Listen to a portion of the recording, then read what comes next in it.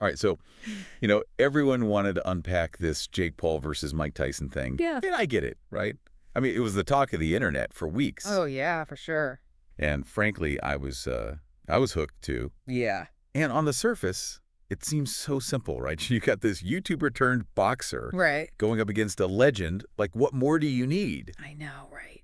But there's so much more to it than just that. It really captured the public imagination, didn't it? I think part of it was just the sheer audacity of the matchup. You know, have lynching. Jake Paul, this brash young fighter, built his career on social media, challenging Mike Tyson, Right. a name synonymous with boxing. Synonymous. It was a clash of personalities, Yeah. generations, Yeah. and even platforms when you think about it. Totally. And the media, oh my gosh, they went wild. They did. It felt like everyone had an opinion. Everyone. And all the speculation just fueled the hype even more. Absolutely. I mean, I can't even remember how many articles I read. Oh, I know. It was crazy. The media coverage was really fascinating. Yeah. You had outlets like ESPN and TMZ Right. focusing on the spectacle, playing up the age difference, like it was David and Goliath or something. Yeah, totally.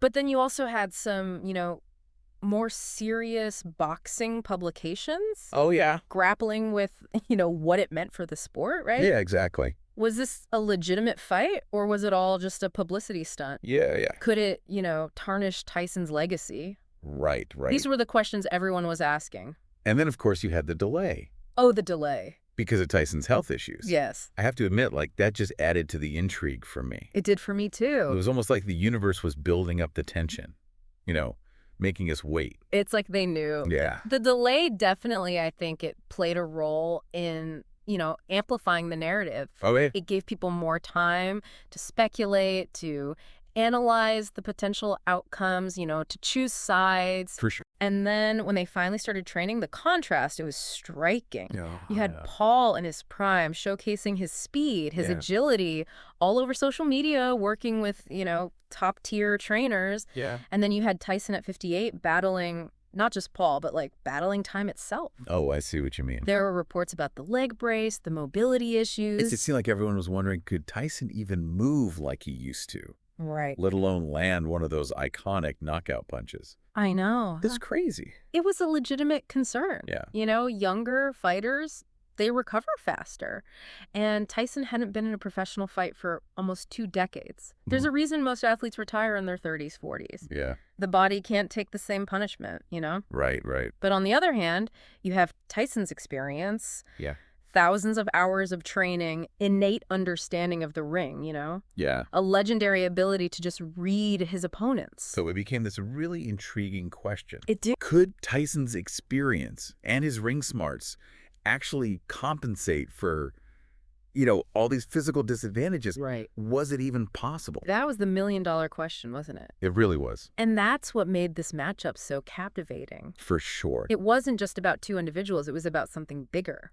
It was almost like symbolic, Yes. right? It tapped into this universal fascination we have with aging, with legacy, with the passing of the torch. It's like the old guard versus the new guard. Exactly. Yeah. And that fascination, Yeah. it wasn't limited to diehard boxing fans or something. No way. It felt like this fight, Yeah. it transcended the sport itself. It It became this cultural phenomenon. I totally agree. You're absolutely right. This was about so much more than just boxing. This Yeah. was about the changing landscape of, sports entertainment, the rise of influencer culture, Yeah. and the power of social media to create these global events. It was crazy how big it got. I know, right? And that's where things get really interesting. Leading up to the fight, the predictions, they were all over the place. Oh. You had, Tyson's fans, they were holding on to hope, Yeah. clinging to that image of Iron Mike in his prime. Right. But, the realist in me, and I think a lot of us Yeah. knew that Father Time, he's undefeated. Yeah, even with all of his experience, could Tyson really defy the odds against Right. a fighter like Paul, who, let's be real, was Right. basically born in the digital age? It was a clash of styles, as much as it was a clash of, eras. Oh, for sure. Paul, with his reach and his agility, he kind of represented that Yeah. modern, more technical side of boxing. And then you had Tyson embodying that old school power punching style Yeah. that made him a legend. Exactly. So paint us a picture of fight night. What was the vibe like when you were there? The atmosphere was electric. You could feel the anticipation, the buzz in the air. Oh, wow. And when those lights hit the ring, it was like stepping into a time capsule, you know? I bet. You had the younger generation, the ones who grew up with, Paul's YouTube antics, and then you had the older crowd, the ones who remembered Tyson in his heyday. Yeah. And they were all united by this, shared experience, this Wow. spectacle that had, like, gripped the world, It's like one of those moments where everyone's watching the same thing. It was. And then the bell rings, and suddenly it's not about the hype anymore. Right. It's about who can land that punch.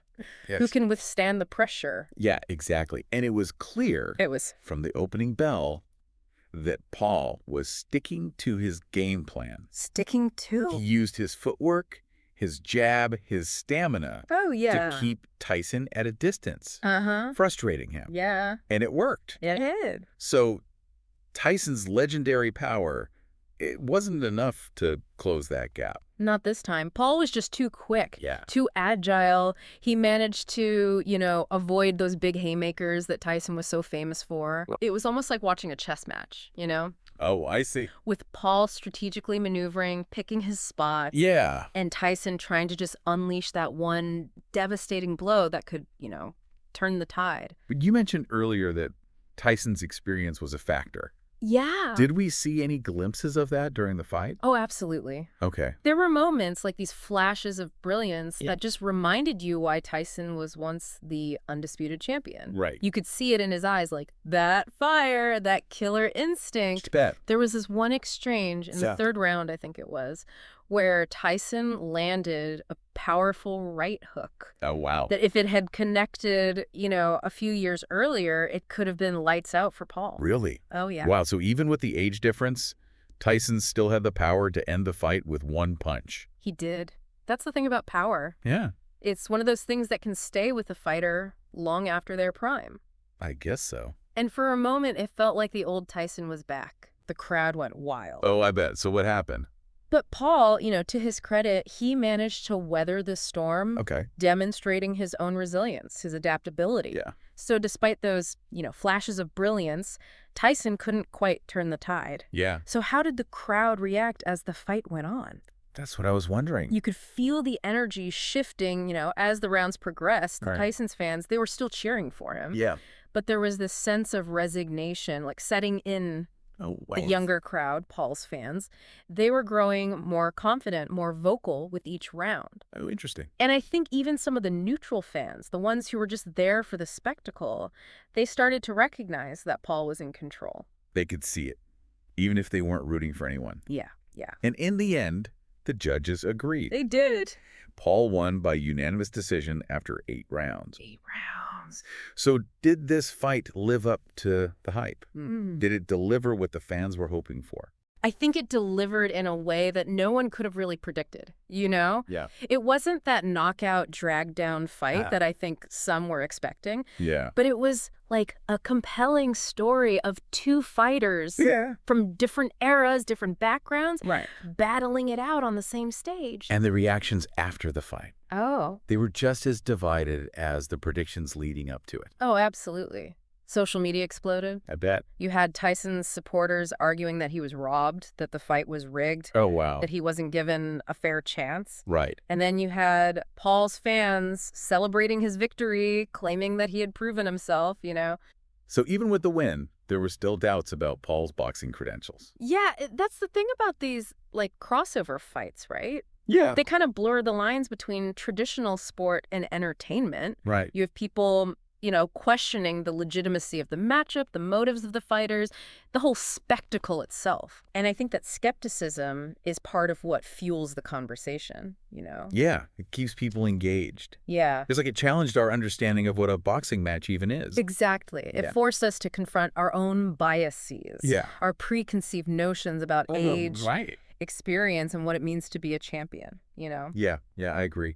And the media coverage after the fight, Oh, yeah. it was really interesting. Well- It wasn't just about, who won or lost. Right. It was about the larger implications for the sport itself. Absolutely. Sports Illustrated, for example. Yeah. They acknowledged Paul's victory, but cautioned against reading too much into it, given Tyson's age and, time away from the ring. Makes sense. The New York Times, Yeah. they took a more critical stance, Okay. suggesting that the fight highlighted the dangers of these exhibition matches Right. and the need for stricter regulations to protect aging athletes. Protect the fighters. Yeah. And BBC Sport, I noticed they focused on Tyson's resilience. Yes. Praising his ability to go the distance with a much younger opponent. Yeah, it was impressive. It was.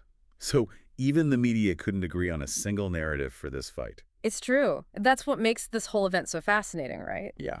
It sparked these multifaceted conversations about boxing, about entertainment, about, Yeah.